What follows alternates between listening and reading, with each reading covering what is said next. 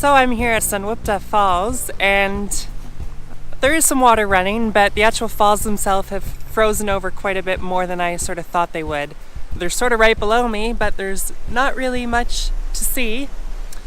In terms of photographing the spot, at least when I was back here in June, there is an iconic spot which is right up on the bridge up there, and when I got up there, I wasn't feeling it. There was sort of no movement and not too much of a contrasty scene to work with, so I don't really want to leave without trying to find a shot, so I'm gonna see what I can make here. I did already venture off to the other side of the falls there, and I didn't really see a view there. Might venture back to see what I can get.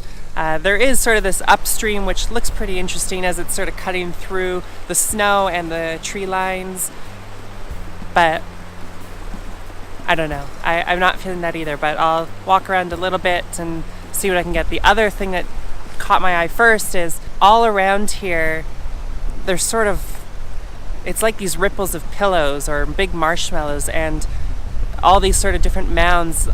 I think in a photo I could help accentuate that, and I think that's a little bit interesting, and maybe go for like a little bit of a minimalistic scene where you don't actually know what you're looking at, and maybe it causes you to take a second look. So right around where I was standing on top of the pillowy goodness was this little tree here, and I sort of wanted to shoot this at 70 millimeters, sort of just really emphasize that tree, and then it sort of I got some pillows off to the side, and so it almost, I think, could look like rolling hills off in the distance, and again, you sort of maybe don't quite know what you're looking at.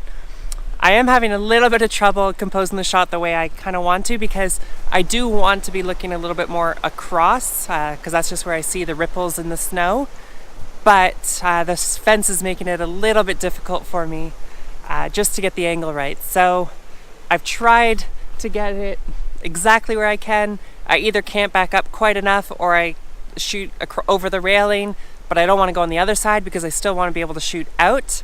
And so a little bit difficult. So I'll play around with composition a little bit more, but yeah, what I'm really trying to get is just this tree and isolated by just white, no other real background, just the white with those subtle sort of rolling pillows. So I haven't come very far. I was just sort of standing right by that tree down there, and this other part of the fence, I have a little bit more flexibility with my composition and zoom range, so I've actually been able to zoom in almost all the way to 200 and get the same sort of idea of a shot that I was looking for, and I think this composition may actually work a little bit better. It does give me the flexibility to include the tree, although it's so close to the fencing that it's hard to avoid the fencing as well without giving the tree a little bit of room to breathe from the side of the frame. So I might just end up cloning that out in Photoshop later, and sort of just from this angle or this vantage point, there are a few other details being picked up that I was able to exclude lower down, but I think all those can be cleaned up as well to sort of create that true minimalistic, clean image that I was imagining in my head. So just playing around with a little bit of the exact angle and zoom that I'm working with, and I think this will work. I think from this vantage point, I'll be able to capture the shot that I had originally imagined in my head when I saw the pillowy snowdrifts.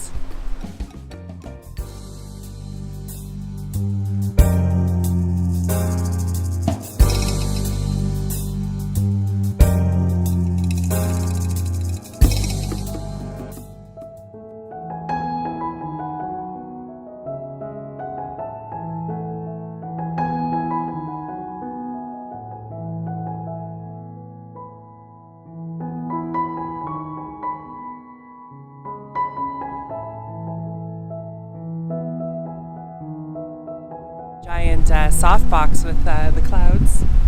I think a giant piece of ice just cracked.